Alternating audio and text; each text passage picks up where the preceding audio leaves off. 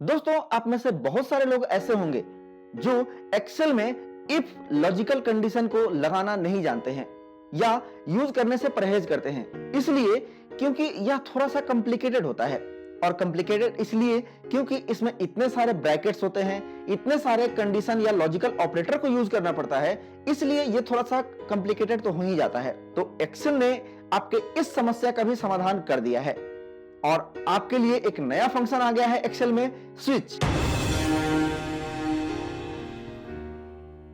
नमस्कार दोस्तों, मैं प्रेमकांत पांडे आपका स्वागत करता हूं एक्सेल की इस वीडियो ट्यूटोरियल में। और आज का हमारा टॉपिक है स्विच फंक्शन के बारे में, जो कि इफ फंक्शन का बेटर अल्टरनेटिव हो सकता है। तो आइए चलते हैं अपने कंप्यूटर स्क्रीन के ऊपर और सीख लेते हैं इस स्विच फंक्शन को। Let's start.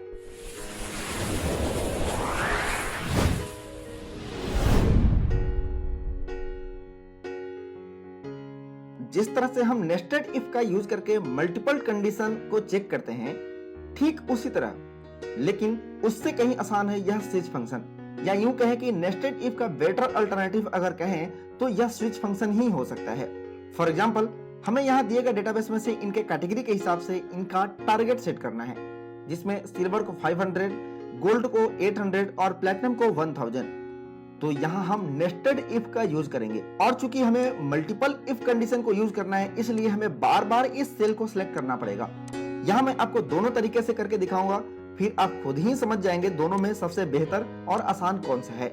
लेकिन उससे पहले आपको इस स्विच फंक्शन के आर्गुमेंट्स और सिंटेक्स को समझ लेना सबसे इंपॉर्टेंट है। तो इस स्विच फंक्शन को इंसर्ट करने के लिए आपको फॉर्मूला टैब के अंदर फंक्शन लाइब्रेरी में जाना है और लॉजिकल फंक्शन ग्रुप के अंदर यहाँ स्विच फंक्शन मिलेगा। इस पर क्लिक करते ही हमारे सामने इसका फंक्शन आर्गुमेंट खुलेगा, और इसमें सबसे पहला आर्गुमेंट है एक्सप्रेशन। इसमें आपको किसी सेल का रेफरेंस या कोई वैल्यू इनपुट करनी है, जिसके ऊपर आप कंडीशन लगाएंगे। जैसे आप इफ फंक्शन में लॉजिकल टेस्ट के लिए किसी सेल रेफरेंस को लॉजिकल ऑपरेटर के साथ यूज करते हैं, ठीक उसी तरह। इसके बाद नेक्स्ट आर्गुमेंट है वैल्यू 1।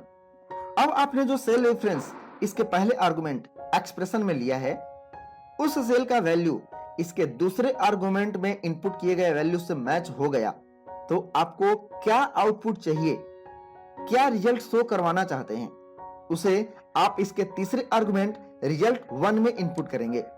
जैसे मैंने यहां पे इस सेल को सिलेक्ट कर लिया एक्सप्रेशन में, और वैल्यू 1 में दिया सिल्वर और रिजल्ट 1 में दिया ओके।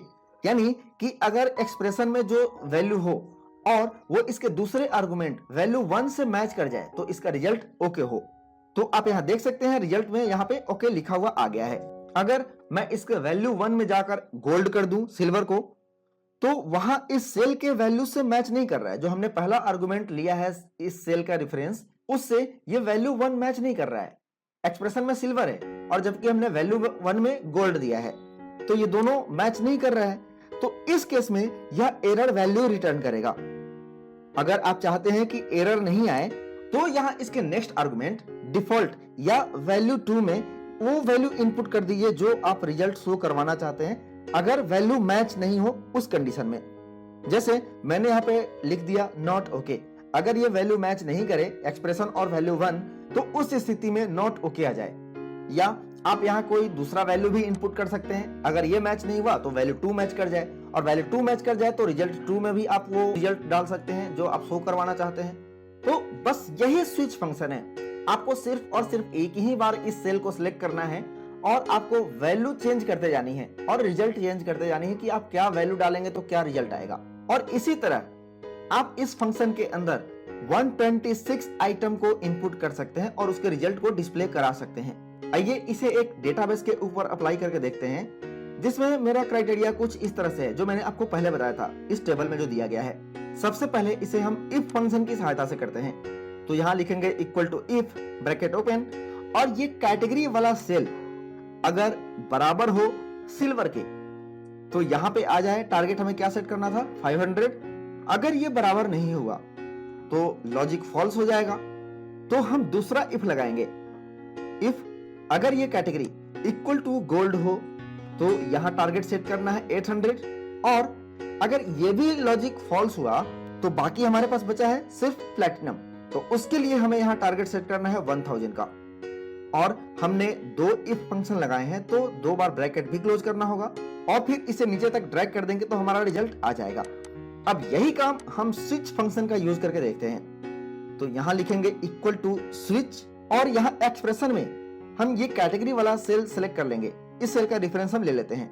बस इसे एक ही बार सिलेक्ट करना है, इसके बाद सिर्फ अपना लॉजिक देते जाना है। इसके बाद वैल्यू 1। तो यहाँ जो हमने ये सेल सिलेक्ट किया है इसके फर्स्ट आर्गुमेंट में, अगर इसकी कैटेगरी सिल्वर हुई और ये जब दोनों मैच कर जाए तो रिजल्ट हमें क्या दिखाना है, तो रिजल्ट 1 में उसका टारगेट 500। अगर ये वैल्यू सिल्वर नहीं हुआ तो यहाँ पे तो एरर आ जाएगा। तो हम नेक्स्ट वैल्यू इनपुट करेंगे। तो नेक्स्ट वैल्यू 2 में गोल्ड, अगर ये सिल्वर नहीं हुआ तो गोल्ड हो सकता है। अगर गोल्ड हुआ तो हमें रिजल्ट 2 दिखाओ। तो रिजल्ट 2 में क्या देना है, अगर गोल्ड हुआ तो टारगेट 800। और इन दोनों में से कोई भी लॉजिक मैच नहीं किया तो डिफॉल्ट वैल्यू हमारे पास बचा ही है कैटेगरी प्लैटिनम। तो डिफॉल्ट वैल्यू में हम डाल देंगे 1000 और ओके। अब आप देखिएगा हमें यहाँ सेम टू सेम रिजल्ट मिला है जो हमने नेस्टेड इफ से लिया था और यहाँ स्विच फंक्शन से लिया था। एक बार फिर से देखिए, यहाँ हम लिखेंगे equal to switch bracket open, यहाँ एक्सप्रेशन में ये कैटेगरी वाला सेल हो जाएगा, कॉमा वैल्यू 1 में सिल्वर। अगर इस सेल में सिल्वर हुआ तो हमें रिजल्ट 1 में क्या दिखाना है, 500, कॉमा वैल्यू 2। अगर यहाँ पे ये गोल्ड हुआ तो हमें रिजल्ट 2 में दिखाना है 800। अगर इन दोनों के अलावा कुछ और हुआ तो डिफॉल्ट वैल्यू में 1000 and bracket close and inter. और इस तरह आप नेस्टेड इफ की तरह स्विच फंक्शन को भी यूज कर सकते हैं। लेकिन अगर आपने गौर किया होगा तो यहां मैंने कोई भी लॉजिकल ऑपरेटर यूज नहीं किया है और हमें जरूरत भी नहीं पड़ी, इसलिए क्योंकि हम टेक्स्ट के ऊपर फंक्शन अप्लाई कर रहे हैं और इसके पहले आर्गुमेंट में सिलेक्ट किया गया सेल और वैल्यू में इनपुट किया गया कंडीशन दोनों ही बराबर होंगे, तभी यह रिजल्ट लेकर आएगा, अदरवाइज एरर दे देगा। या डिफॉल्ट वैल्यू में जो हमने टेक्स्ट या स्ट्रिंग लिखा है उसको ये शो करेगा। लेकिन अगर हमें नंबर के ऊपर ये फंक्शन लगाना हुआ तब वहां पे लॉजिकल ऑपरेटर का यूज करना ही पड़ेगा। तो उस परिस्थिति में हम लॉजिकल ऑपरेटर कहां लगाएंगे? हो सकता है आपका जवाब हो आर्गुमेंट 1 यानी एक्सप्रेशन के अंदर, लेकिन ये गलत हो जाएगा। अब थोड़ी देर के लिए आप इस वीडियो को पॉज करिए और सोचिए कि आप करना क्या चाहते हैं। आप कोई वैल्यू अपनी कंडीशन के ऊपर चेक करके कोई रिजल्ट लाना चाहते हैं, लेकिन रिजल्ट तभी आएगा जब आपका कंडीशन ट्रू होगा। तो अगर आपने इस फंक्शन के पहले आर्गुमेंट में ही लॉजिकल ऑपरेटर लगा दिया तो रिजल्ट वहीं पे ट्रू या फॉल्स में आ जाएगा। अगर ट्रू हुआ तो ठीक, आपका रिजल्ट आ जाएगा, लेकिन अगर फॉल्स हुआ तो गड़बड़ हो जाएगी। अब ये गड़बड़ क्यों होगी? तो इस एग्जांपल को देखिए, मैंने यहां लिखा equal to switch bracket open, ये cell greater than equal to 500। हमने लॉजिकल ऑपरेटर को यहीं पे इंक्लूड कर दिया है। अब यहाँ क्या होगा, तो ये वैल्यू अगर ग्रेटर देन 500 है तो यहाँ पे ट्रू होगा। अब वैल्यू 1 इसके बराबर होना चाहिए तभी रिजल्ट आएगा।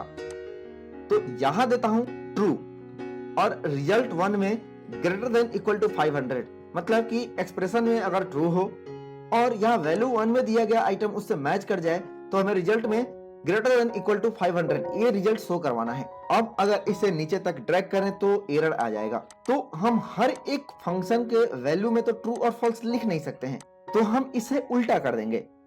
इसके एक्सप्रेशन में लिख देंगे ट्रू और वैल्यू 1 में हम वो लॉजिकल कंडीशन इनपुट कर देंगे। अब यहाँ वैल्यू 1 में ट्रू और फॉल्स आएगा और इसके पहले आर्गुमेंट से मैच हो जाएगा तो हमें रिजल्ट 1 दे देगा, अदरवाइज एरर देगा, या डिफॉल्ट वैल्यू में जो आप इनपुट करेंगे उसे दिखाएगा। तो यहाँ पे लॉजिकल ऑपरेटर को यूज करने का थोड़ा सा अलग तरीका है। आइए इसे एक बार अपने डेटाबेस पे अप्लाई करके देखते हैं। मुझे यहाँ इनकी रैंक निकालनी है। 800 से ऊपर को रैंक 1, 500 से ऊपर को रैंक 2 और 500 से नीचे मतलब जो भी बचे उनको रैंक 3। तो मैंने आपको नेस्टेड इफ फंक्शन की वीडियो में बताया था कि इस तरह का लॉजिक अप्लाई करना हो तो सबसे पहले टॉप से शुरू करते हैं। तो यहां लिखेंगे इक्वल टू स्विच और एक्सप्रेशन में इसके फर्स्ट आर्गुमेंट में हम कोई भी सेल सिलेक्ट नहीं करेंगे, यहां पे हम एक लॉजिकल टेक्स्ट इनपुट कर देंगे ट्रू, कॉमा वैल्यू 1 में इस सेल की वैल्यू अगर ग्रेटर देन इक्वल टू 800 हो तो रिजल्ट 1 में रैंक 1 आ जाए, कॉमा इसके नेक्स्ट आर्गुमेंट डिफॉल्ट या वैल्यू 2 में। तो हमारे पास एक और कंडीशन है, तो यहाँ वैल्यू 2 में हो जाएगा अगर इस सेल की value greater than equal to 500 है तो रिजल्ट 2 में क्या दिखाना है, रैंक 2। अब ये दोनों कंडीशन तो हमने यहाँ इनपुट कर दिए। अगर इनके अलावा होता है तो उन सब को रैंक 3 में दिखा देना है। इसके बाद ब्रैकेट क्लोज एंड इंटर और फिर इसे नीचे तक ड्रैग कर देंगे। इसके बाद इन सब का रिजल्ट हमें मिल जाएगा। तो इस तरह यह स्विच फंक्शन नेस्टेड इफ से काफी बेहतर और काफी आसान है यूज करना। तो कैसा लगा आपको यह स्विच फंक्शन, है ना इफ से बेटर? अपने सुझाव मुझे कमेंट में जरूर बताइएगा। अगर वीडियो पसंद आया हो तो इसे लाइक करना ना भूलें और चैनल पर पहली बार विजिट कर रहे हैं तो चैनल को सब्सक्राइब करके नोटिफिकेशन बेल को जरूर दबाएं। मिलते हैं अगली वीडियो में कुछ और नए इंटरेस्टिंग टॉपिक्स को लेकर। तब तक के लिए नमस्कार।